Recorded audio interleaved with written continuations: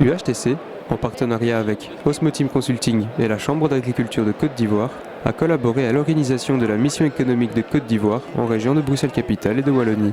Les buts : accroître les échanges économiques et scientifiques belges avec une économie en émergence et offrir des emplois qualifiés aux demandeurs d'emploi. Voici le reportage de la visite de la délégation ivoirienne à la foire de Libremont.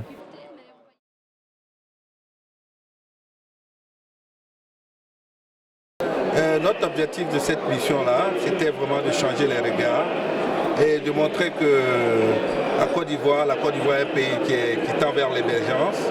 En Côte d'Ivoire, il y a des possibilités au niveau de l'agriculture. Aujourd'hui, nous sommes à la recherche du financement au niveau de l'agriculture.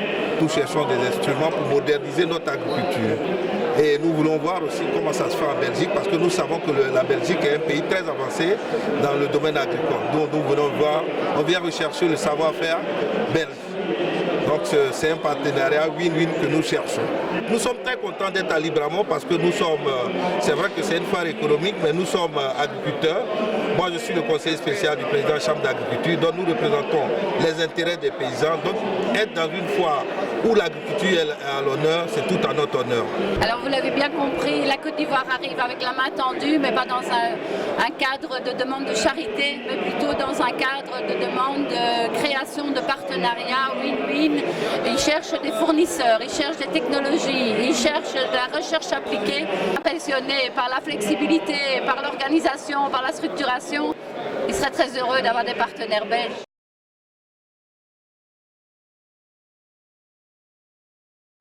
La gouvernance a changé au niveau de la Côte d'Ivoire.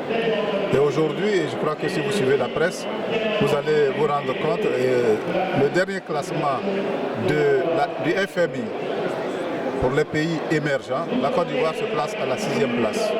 La Côte d'Ivoire fait aujourd'hui partie des 10 meilleurs des pays classés au niveau des réformes au plan économique.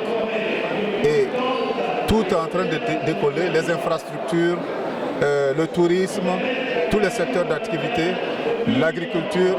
Comme on le dit chez nous, l'agriculture est le pilier de notre développement. Le succès de la Côte d'Ivoire repose depuis très longtemps sur l'agriculture. Et au niveau de l'agriculture, nous sommes en train de relancer les activités dans toutes les filières.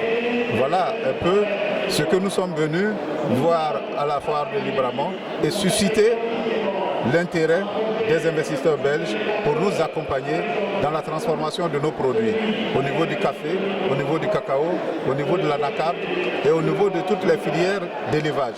Voilà ce que je peux dire et je pense que la Belgique a beaucoup attiré des relations avec la Côte d'Ivoire. Beaucoup d'Ivoiriens ont été formés ici, connaissent la Côte d'Ivoire. Il est aussi temps que la Belgique aille voir ce qui se passe en Côte d'Ivoire.